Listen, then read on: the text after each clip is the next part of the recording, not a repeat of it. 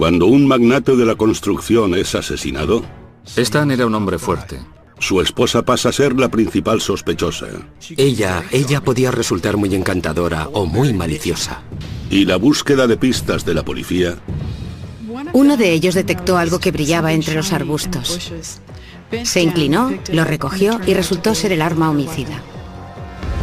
¿Fue un atraco, un crimen relacionado con la droga, una esposa vengativa o quizá las tres cosas? Descúbranlo esta noche en Poder, Privilegio y Justicia.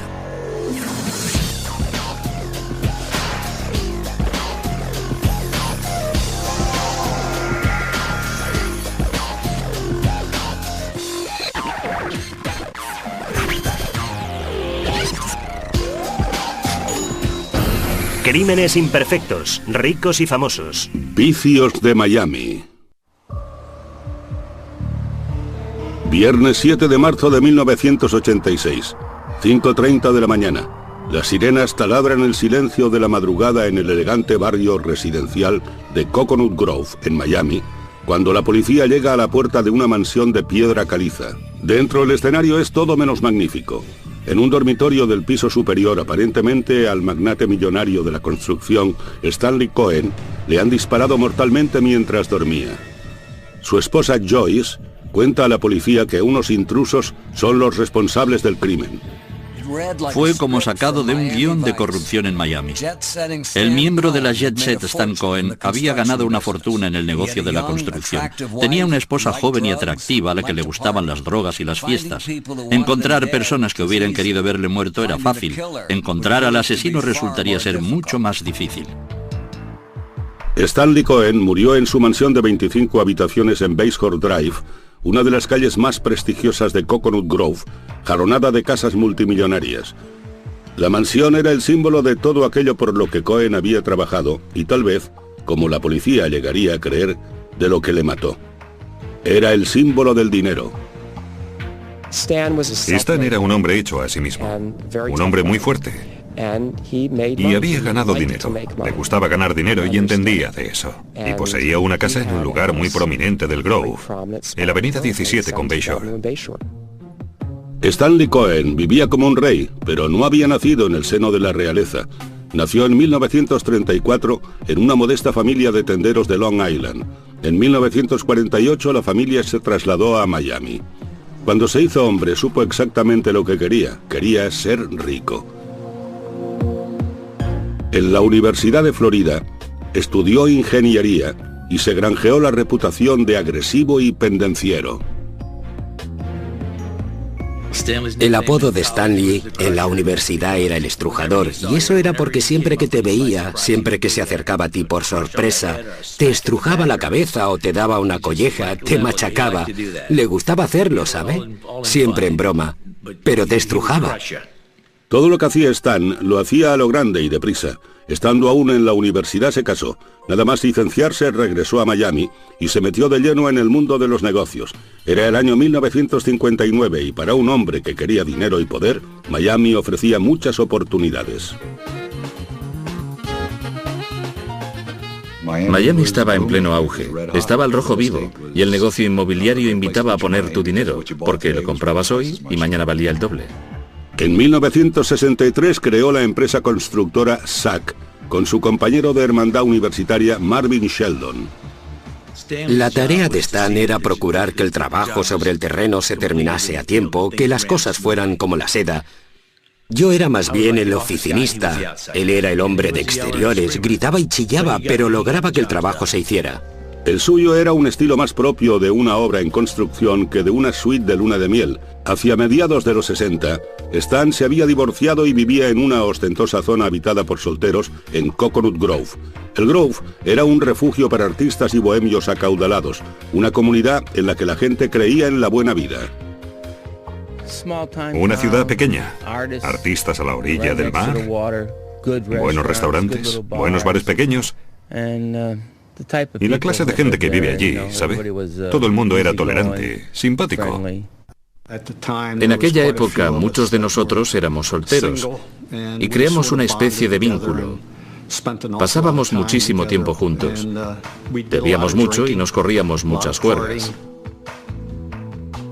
A principios de los años 70, la empresa constructora de Stan le había hecho varias veces millonario, y aunque era una figura destacada en la escena social de Coconut Grove, su vida personal era un desastre.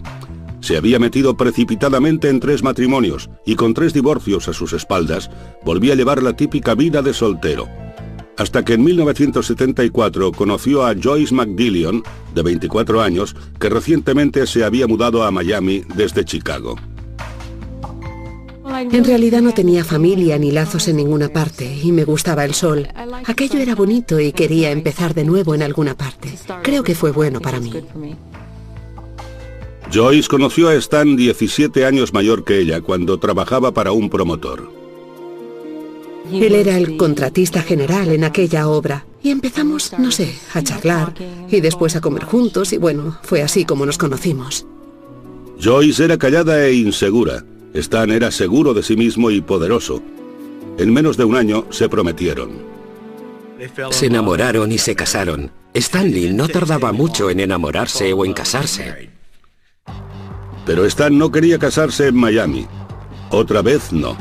Mi marido conocía a tanta gente en Miami que dijo, no podemos casarnos aquí porque habría que invitar a muchísima gente y propuso, nos iremos a Las Vegas. Fue muy emocionante. Yo era joven, fue muy emocionante. El ascenso social puede ser emocionante, pero también puede ser traicionero. Joyce Cohen no tenía ni idea de lo difíciles que se le iban a poner las cosas. A su regreso, el matrimonio de cuento de hadas de Joyce Cohen pierde el control, ya que Cenicienta descubre la cocaína. En el invierno de 1975, los recién casados Stan y Joyce Cohen se mudaron a una imponente mansión en Bayshore Drive. Solo un año antes, Joyce era una secretaria que cobraba el sueldo mínimo. Ahora de repente era la esposa de un millonario. Aquello debió suponer una conmoción para la tímida nueva señora Cohen. Era auténticamente un pez fuera del agua.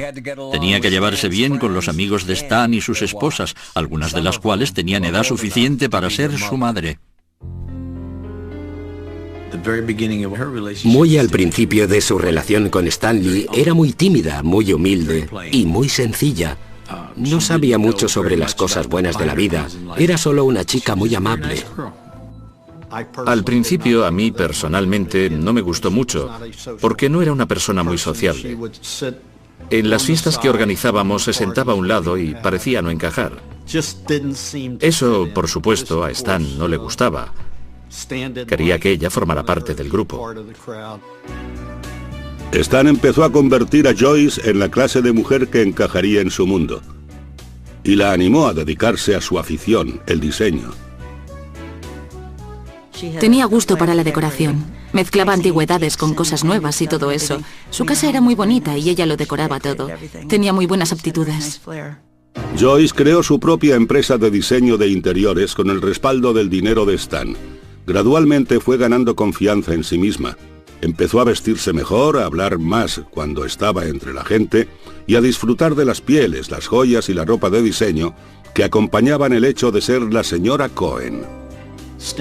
Stan Cohen hizo de Joyce Cohen lo que ella acabó siendo, una persona de intensa vida social. Le proporcionó joyas, pieles, un jaguar y todo lo demás. Joyce no tenía todo eso.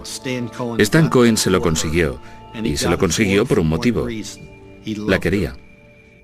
¿Fue una historia como la de Pigmalión? Diría que hasta cierto punto, sí. Stan también enseñó a Joyce a esquiar y viajaban regularmente a Aspen, Vail y Steamboat Springs, Colorado. Íbamos a distintos lugares con nuestros amigos y una vez fuimos a Steamboat y le encantó. Stan era en el fondo un vaquero. En un viaje a Steamboat Springs, Stan vio la posibilidad de hacer realidad su sueño de vaquero. Compró un terreno de 260 hectáreas y le dio el nombre de Wolf Run Ranch. Fue una costosa fantasía, $150,000 por la tierra y otros miles para convertirla en un rancho de verdad. Uno de los motivos por los que a Stanley le gustaba tanto Steamboat Springs eran los caballos. Construimos allí una hermosa casa para él con un establo. Stan pronto inició otros proyectos inmobiliarios y de construcción en Steamboat Springs. Después compró un jet privado, un Saberliner 40 EL de $400.000 para viajar de Florida a Colorado. Un jet privado es un símbolo de estatus entre los ricos. No era de extrañar que alguien como Stan Cohen quisiera uno. Pero a principios de los años 80 un nuevo símbolo de estatus aparecía en el sur de Florida, y lo hacía con fuerza: la cocaína.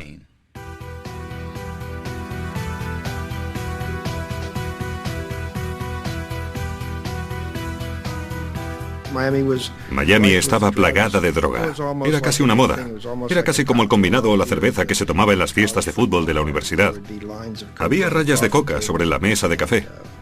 Y quien quería esnifarla, lo hacía. Sabía que mucha gente lo hacía. Entrabas en el baño y encontrabas billetes de $1 enrollados y decías: alguien se lo está pasando bien aquí. Joyce y Stan también se lo pasaban bien con la cocaína. Stan me lo dijo. Resulta que una noche, cuando vi que no tomaba nada, le dije: oh, no estás tomando nada, deja que vaya a buscarte una copa. Y me dijo: no he tomado coca y estoy exactamente donde quiero estar. Bien, vale, si es así, está bien. Era como una droga social, mucha gente la consumía, nosotros tomábamos cuando íbamos a alguna fiesta o algún sitio, y pasó a ser como algo obligado socialmente, como cuando la gente se fumaba un porro o algo así. El hecho de que la cocaína fuera ilegal era como un estímulo añadido en la escena social de Coconut Grove, pero con la cocaína llegó algo más: la delincuencia.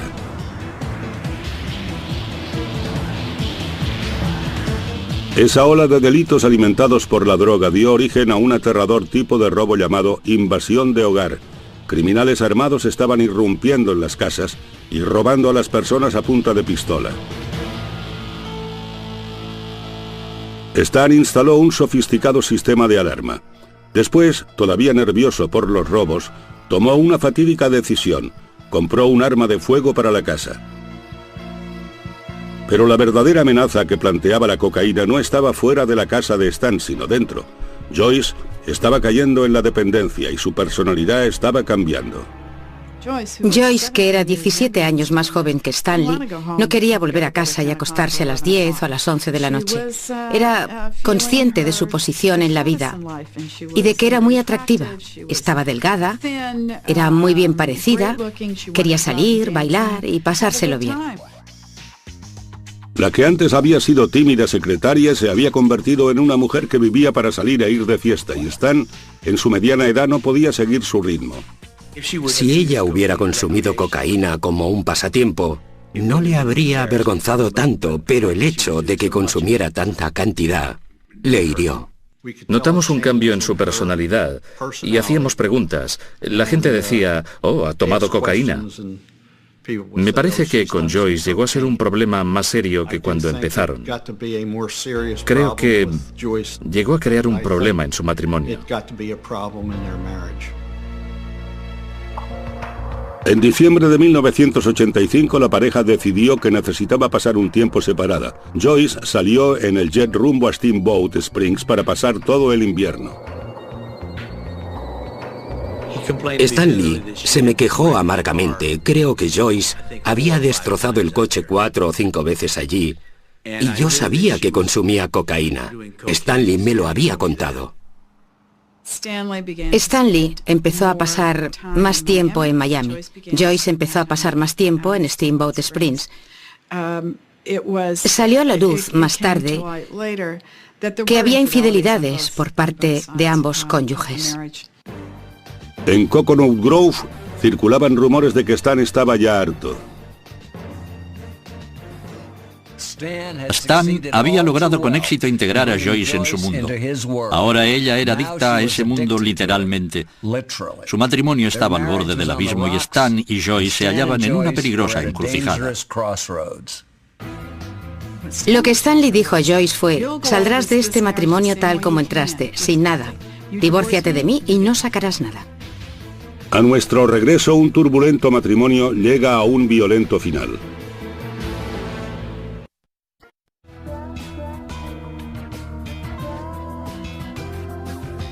Era la primavera de 1986 y el matrimonio de Stan y Joyce hacía aguas.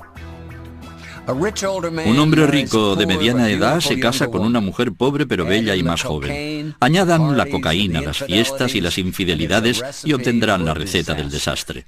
Era solo cuestión de tiempo que algo sucediera. Joyce había pasado el invierno en su rancho de Steamboat Springs, mientras Stan permanecía en Miami.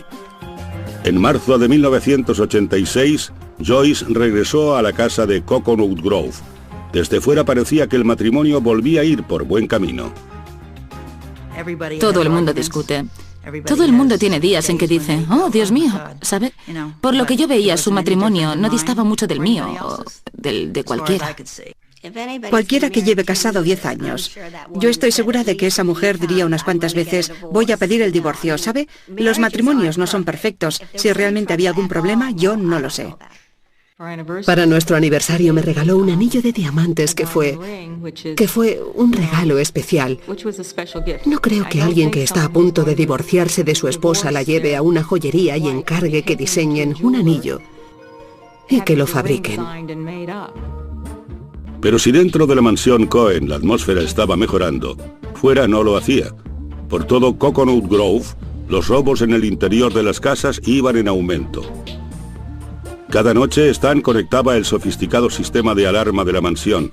Cada noche se aseguraba de que su arma estaba en la mesilla de noche.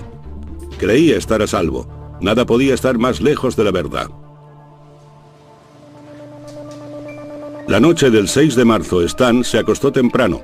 Joyce se quedó levantada, reuniendo objetos para una subasta. A las 5:30 de la madrugada, la policía recibió una llamada de emergencia.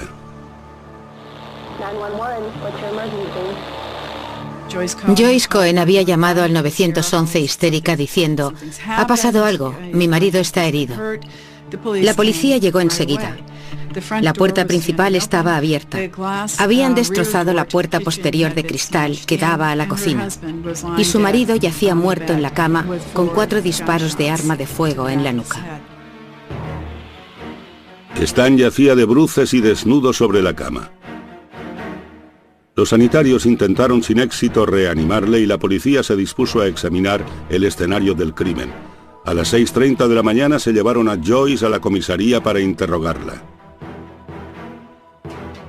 Joyce dijo a la policía que a las 11:30 de la noche oyó ruidos extraños fuera. Preocupada, fue a despertar a Stan.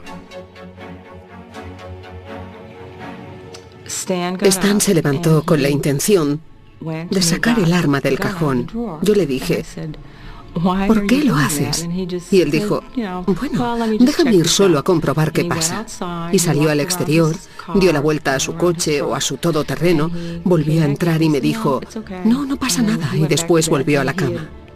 Había dejado el arma sobre la mesilla de noche. Yo le pregunté por qué no la guardaba y dijo, no, tú déjala ahí. Joyce dijo que no había vuelto a conectar el sistema de seguridad porque iba de un lado a otro de la casa y no quería activar el sensor de movimiento. Declaró que alrededor de las 5 volvió a oír ruidos, esta vez dentro de la casa.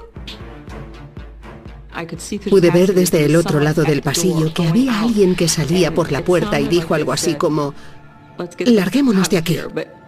Pero no vi a ninguna otra persona. Solo vi a una persona. Fue entonces cuando subí corriendo y encontré a Stan. La policía tomó muestras para ver si Joyce tenía residuos de pólvora encima y continuó interrogándola. Al final las preguntas pasaron a ser más personales. Empezaron a hacerme preguntas como, ¿cuándo tuvo relaciones sexuales por última vez con su marido? Entonces fue cuando les dije, ¿por qué me preguntan eso? Y a partir de ese momento ya no quise hablar con ellos. Solo quería volver a casa y dormir. Joyce interrumpió bruscamente el interrogatorio y exigió hablar con su abogado. También exigió que la policía abandonara su casa. Llevaban 2 o 3 horas en la casa realizando su investigación. Llamaron a la casa, hablaron con el agente al mando y dijeron que salgan todos de la casa. Tendremos que obtener una orden judicial para poder volver a entrar en ella. El abogado de Joyce creyó que no eran las pruebas del asesinato lo que preocupaba a Joyce, sino las pruebas de la presencia de drogas. Me enteré de que podía haber cocaína en su casa. Y la policía quería volver a entrar en la casa después de que, al no llevar orden judicial, se les dijo que se fueran. Querían que ella les diera su consentimiento. Ross quería que la policía prometiera no juzgar a Joyce por posesión de drogas a cambio de que ella les diera acceso a la casa. Les dije, pueden llamar a cualquiera de los ayudantes del fiscal del estado si me aseguran que, si encuentran cocaína en la casa, no imputarán a la señora Cohen. Si me hubieran dicho que sí, habría aceptado con gusto que efectuaran el registro. Hasta entonces, Alan se negaba a permitirles volver a entrar. Mientras las horas pasaban, el escenario del crimen se deterioraba y, entre tanto, el cuerpo de Stan Cohen seguía en el interior. Decir que fue un extraño giro de los acontecimientos sería decir poco. A los investigadores se les niega el acceso al escenario del crimen y lo hace la esposa de la víctima. ¿Tenía miedo de que encontraran drogas o temía que encontraran algo más? A nuestro regreso, la policía descubre pruebas incriminatorias en el jardín delantero de los Cohen. 7 de marzo de 1986, 8:30 de la mañana. 3 horas después de haber sido llamados al escenario de un asesinato, la policía esperaba una orden de registro, ya que Joyce Cohen y su abogado les impedían la entrada en la mansión. Dado que el cuerpo de Stan Cohen seguía dentro, el tiempo era esencial. Los investigadores saben que los crímenes se resuelven con más facilidad en las horas inmediatamente posteriores. Cada minuto que pasa otorga más ventaja al criminal con respecto a la investigación. La policía tuvo que esperar horas antes de poder llevar a cabo la investigación del escenario del crimen dentro de la casa. Pero aunque la policía de Miami no podía entrar en la mansión Cohen sin una orden judicial, tenía libertad para buscar fuera. Uno de ellos detectó algo que brillaba entre los arbustos. Se inclinó, lo recogió y resultó ser el arma homicida, el arma que se empleó en el asesinato. Así fue como pasó. El arma resultó ser además la que Stan Cohen guardaba en su mesilla de noche, pero parecía que le habían limpiado las huellas dactilares. Entretanto, el cuerpo estaba aún en la casa, y al día siguiente, los medios de comunicación contaban historias de cómo la viuda había impedido la entrada de la policía en la casa. Eso, sin duda, a los ojos de mucha gente, fue un signo de culpabilidad, aunque no fuera así exactamente como sucedió. Finalmente, a las 2 de la madrugada, tras habérsele negado el acceso al escenario del crimen durante 8 horas, la policía obtuvo una orden judicial para volver a entrar en el hogar de los Cohen. Pero a causa de la demora, el forense tuvo dificultades para determinar la hora de la muerte. Según su opinión, lo más probable era que el crimen se hubiera producido aproximadamente entre las 2 y las 3 de la madrugada, aunque podía haber sido a las 5 de la mañana. La policía hizo otro descubrimiento crucial en el baño de arriba. Un pedazo de pañuelo de papel. En él encontraron residuos de pólvora y del maquillaje de Joyce. En la mañana de autos, la policía pasó un algodón por las manos de Joyce Cohen en busca de residuos de pólvora y los encontró. Los hallazgos parecían sustentar lo que los investigadores habían sospechado desde un principio. Siempre resulta sospechoso que desde el primer momento a la afligida esposa le preocupe más que la policía registre su casa a que puedan llegar a incriminarla. Por lo tanto, desde el primer instante era normal que Joyce Cohen despertara sospechas.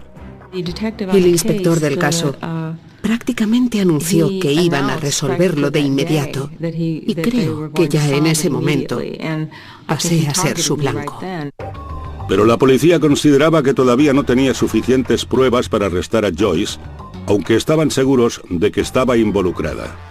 La teoría policial era que Joyce había matado a Stan, temiendo que un divorcio la dejara sin un céntimo y la privara de su recién adquirido estatus. Joyce era una persona que llevaba mucho tiempo dándose buena vida. Se desplazaba en jet y acudía a fiestas en los lugares más bonitos, alternaba con la alta sociedad de Miami y también de Colorado, e iba a perderlo todo. Iba a ser echada de la casa sin nada. Joyce y sus amigos tenían una versión distinta. Yo pensé que habría sido algún trapicheo de drogas que había salido mal, o que Stan había molestado a alguien a quien no debía molestar. Era un hombre que nunca había estado vinculado a nada peligroso. No tenía un círculo de amigos, ni un trabajo en el que estuviera en peligro. No tenía negocios sucios. Creo que tuvo algo que ver con sus transacciones. Él había dicho que iba a ganar mucho dinero y que se iba a retirar, ¿sabe? Pronto. Al parecer, había indicios de que estaba blanqueando dinero con la droga. No sé, pero creo que eso tuvo algo que ver con su muerte. Pero en menos de una semana, la policía encontró otra prueba forense que incriminaba a Joyce. Había pedazos de pañuelo de papel, pedazos de pañuelo en la pistola que se consideraba el arma homicida, lo que parecía indicar que la habían limpiado. Y la policía logró relacionar esos pedazos del arma con el pañuelo de papel encontrado en el escenario del crimen. Es un papel similar al del pañuelo hallado en la papelera del cuarto de baño de Joyce, en el que había moco suyo. También había bismuto, un elemento presente en los cosméticos, y también una marca del retroceso del arma. Usaron esa prueba para decir, lo que sucedió fue lo siguiente. Joyce Cohen sacó un pañuelo de papel, se limpió la nariz y la cara, y así fue como el moco nasal y el maquillaje pasaron al pañuelo. Después cogió ese pañuelo, vio el arma en el suelo junto a la cama, la limpió y la arrojó por el balcón, y después escondió ese pañuelo de papel. Claro, la policía tenía pruebas, pero les iba a hacer falta algo más que un pedazo de pañuelo de papel en una papelera para conseguir una condena. Lo que en realidad necesitaban era un testigo. El 7 de marzo de 1988 marcó el segundo aniversario del asesinato de Stan Cohen. La policía tenía un archivo entero de pruebas circunstanciales contra Joyce Cohen, pero esta aún no había sido arrestada. Los fiscales sabían que con el dinero de Joyce Cohen respaldándola, les iba a hacer falta una acusación a toda prueba. Necesitaban desesperadamente un gran avance de este caso, y como ocurre a menudo, les vino de una fuente inesperada. En 1986, la policía de Miami detuvo a un ladrón de casas llamado Frank Zuccarello, que parecía poseer la clave para la resolución del caso Cohen. Había proporcionado información inicial sobre más de 50 robos con invasión de hogar. Y a aquellas alturas, Frank Zuccarello había hecho mención de varios homicidios, uno de ellos el del caso Cohen. A Zuccarello le iba a caer una seria condena. Estaba dispuesto a intercambiar información por lenidad. Dijo que había sido el jefe de la banda de ladrones que había matado a Stan Cohen. Frank Zuccarello identificó a dos personas más. Tommy Lamberti y Anthony Caracciolo como miembros de una banda dispersa de ladrones con invasión de hogar. Consiguió su acuerdo.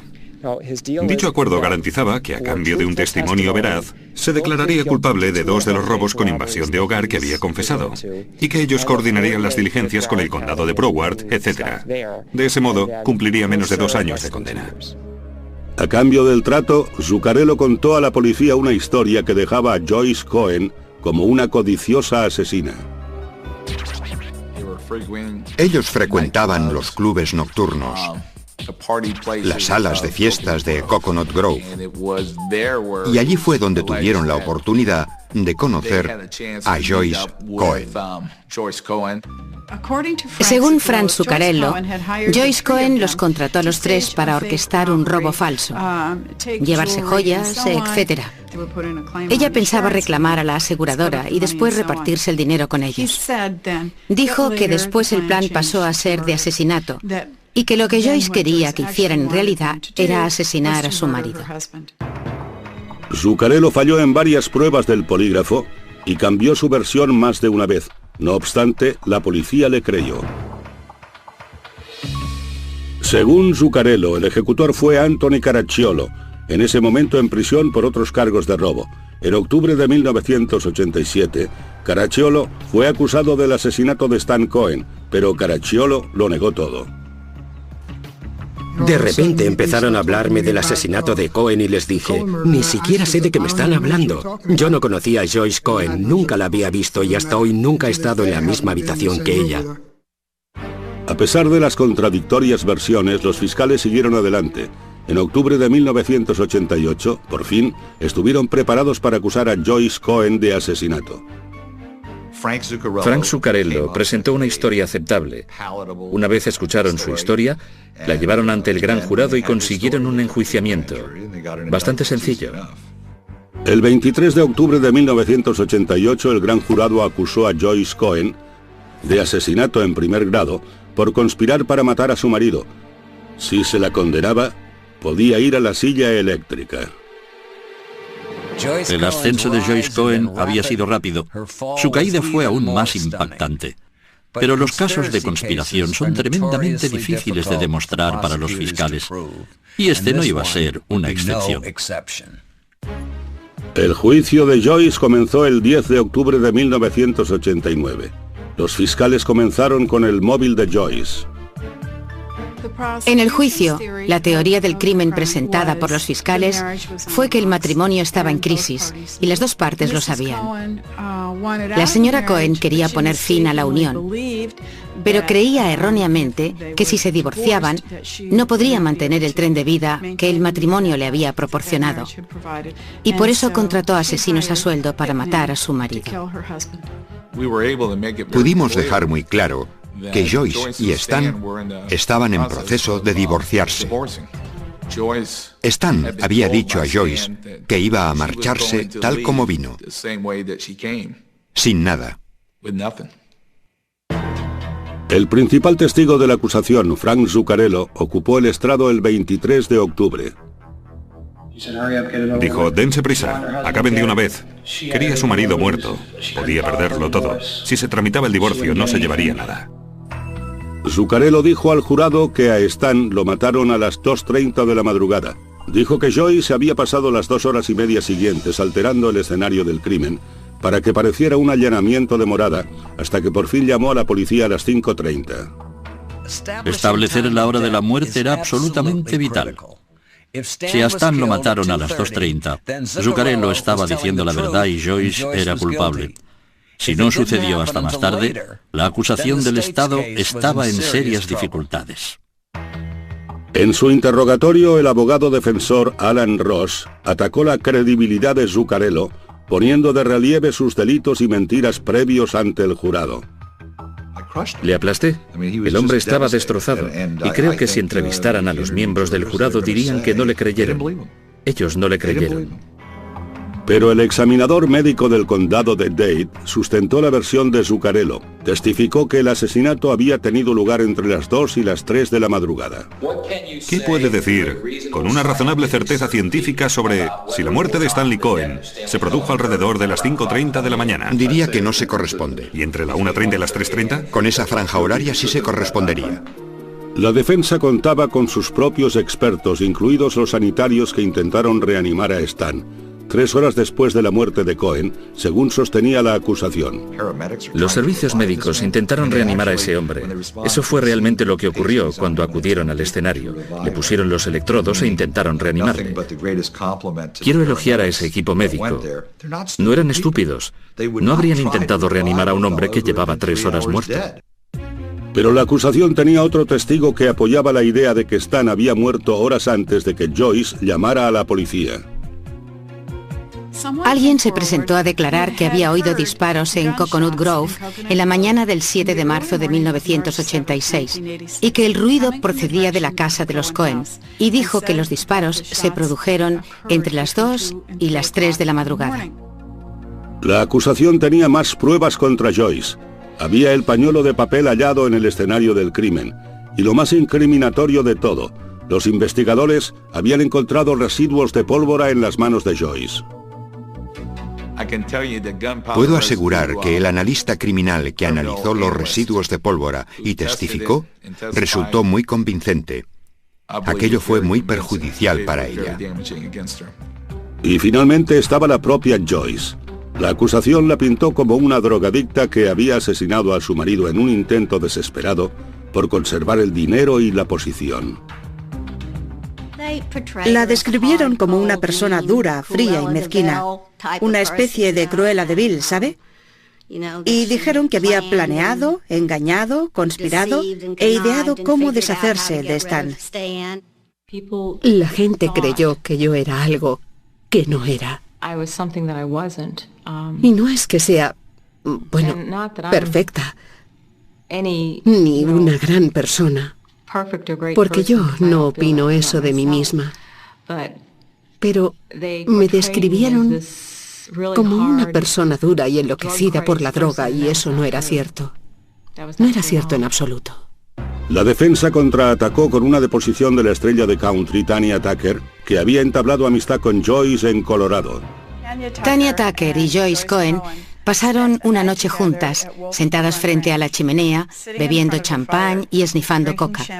Intercambiaron confidencias, se lamentaron de las cosas tristes que había habido en sus vidas y crearon un vínculo aquella noche. Tucker declaró que Joyce le confió sus problemas conyugales, pero jamás dijo nada acerca de matar a Stan. Joyce no llegó a testificar. Su abogado defensor dijo que los hechos hablaban por sí solos. No me pareció que su testimonio fuera a aportar nada nuevo al caso. Todo lo que ella iba a decir se había planteado ya ante el jurado. En cualquier juicio, el testimonio de carácter es crucial. Puede determinar el móvil o convencer a un jurado de que el acusado fue capaz de cometer el crimen. La cuestión era, ¿a qué Joyce vería el jurado? ¿A la amante esposa de la alta sociedad de Coconut Grove? ¿O a la drogadicta y asesina desalmada? El 14 de noviembre de 1989, el caso de Joyce Cohen fue trasladado al jurado. Su vida estaba ya en sus manos. El juicio de Joyce Cohen por conspiración para cometer asesinato había durado 6 semanas. La acusación estaba decidida a demostrar que Joyce no podía parapetarse en su riqueza. Joyce estaba luchando para salvar su vida, y la alta apuesta de la batalla atrajo una tremenda atención por parte de los medios. En los años 80, los juicios por asesinato no eran precisamente insólitos en Miami. Pero este caso era distinto. Se trataba de una ama de casa guapa, joven y rica, acusada de disparar a su marido a sangre fría. Los acaudalados habitantes de Coconut Grove estaban divididos al 50% en esta ocasión, y el veredicto empeoraría aún más esa división. Por fin, el jurado dio su veredicto. Yo esperaba que fuera no culpable. Si hubiera estado allí sentado y hubiera oído todas las cosas que Alan enumeró como dudas razonables, no sé, debió mencionar por lo menos 70 cosas. El costoso abogado de Joyce tenía la confianza de que había ganado el caso. Era una duda razonable tras otra. Después de haber deliberado durante 3 días, el jurado anunció su veredicto. Nos llamaron para que escucháramos el veredicto. La presión sanguínea sube, el ritmo cardíaco aumenta, empiezas a sudar. Hasta la persona más fría, uno se inquieta mucho. Los miembros del jurado declaramos a la acusada Joyce Cohen culpable de asesinato en primer grado. Culpable. El veredicto de culpabilidad sacudió toda la sala como una onda expansiva. No me lo podía creer.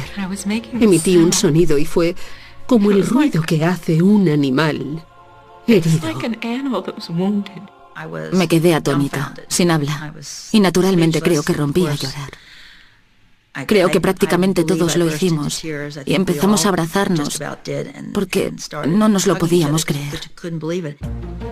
El veredicto abrió una brecha en todo Coconut Grove entre los que creían que Joyce era una víctima inocente y los que pensaban que era una asesina despiadada. Para nosotros fue algo aterrador cuando lo supimos. Yo no me lo podía creer. Era desconcertante saber que había personas que la consideraban culpable. Creo que ella tuvo un papel en el asesinato de Stanley. Podría decir que no lo sé. Yo lo dejé en manos del jurado, pero creo que estaba implicada. Pero aún no se había acabado. El jurado tenía que decidir la sentencia. Pasé por la fase de la pena de muerte, ¿sabe? Es cuando tienes que esperar todo el tiempo que ellos tardan en decidir si van a imponerte la pena de muerte o no. Y durante ese tiempo te llevan al calabozo. Creo que fueron unos 37 minutos aproximadamente. Y fueron 37 minutos muy largos. El jurado no lograba el consenso con respecto a la pena de muerte, por lo que el juez sentenció a Joyce Cohen a cadena perpetua. La condenó por el cargo de asesinato en primer grado a cadena perpetua sin posibilidad de obtener la libertad condicional antes de 25 años. Para todos y para mí, ha sido totalmente justa la condena. Ella debe pasar toda su vida en prisión. Como asesina convicta, Joyce no tenía derecho a ninguna parte de la fortuna de Stan, pero lo irónico fue que, en un caso que giraba en torno al dinero, resultó que no había ni de lejos tanto como todo el mundo creía. En los periódicos se publicó que la fortuna ascendía a 12 millones de dólares. Pero si la fortuna ascendía a 12 millones de dólares, él poseía 11. El contable de Stan Cohen me dijo que poseía un gran talento para manejar cifras, para pedir dinero prestado, para pagar dinero, y que en eso podía realizar un trabajo magistral. Hoy, gracias a su pacto para declararse culpable, Frank Zuccarello es un hombre libre. Anthony Caracciolo y Tommy Lamberti alegaron su no participación en el asesinato de Stan Cohen. A los dos se les impuso una condena de 41 años y continúan insistiendo en su inocencia. La única cosa que me relaciona con el escenario del crimen es el perjurio en el testimonio de Frank Zuccarello. Lo esencial es que hasta el día de hoy no he conocido a esa mujer, y aunque se nos adjudicó a los dos el mismo caso en el mismo tribunal, no he estado en la misma habitación con ella ni en la misma sala de tribunal. Eso no ha sucedido, jamás le he puesto la vista encima. El misterio del asesinato de Stan Cohen tenía que haberse resuelto, pero no fue así. 5 años después de la condena de Joyce, apareció la periodista de Miami, Gail Bright, asegurando que el principal investigador del caso le dijo en su momento que sabía que Frank Zuccarello había mentido sobre los asesinos a sueldo implicados en el crimen. Lo que dijo fue, no sucedió tal como todo el mundo dijo que había sucedido. No se trata de si Joyce Cohen es inocente o culpable. Se trata de que fue condenada en base a pruebas que a mí me dijeron que habían sido falseadas. Gail Bright llama a Alan Ross y le dice: Alan, no me mates. Espero que me perdones. Pero hace 5 años que sé esto. John Spear me dijo fuera de cámara que él no creía la teoría de que Zuccarello estaba diciendo la verdad. Alan Ross dice: no voy a matarte. Ven a comisaría y presta declaración. Y ella lo hace. Ahora Joyce Cohen intenta lograr que su sentencia sea revocada en un tribunal federal. La moción es su última oportunidad de lograr la libertad. A menos que la verdad salga a la luz, a menos que seamos capaces de demostrarla, jamás podré salir de aquí. Aunque algún día llegue a salir de la cárcel, es poco probable que Joyce Cohen regrese alguna vez a su vida de mansiones en la bahía y glamurosa vida nocturna. Sea cual sea el resultado de su apelación, este caso será siempre un vergonzoso recordatorio de los excesos provocados por la cocaína y el dinero en el Miami de los años 80. Dominic Dunne para la Televisión Judicial.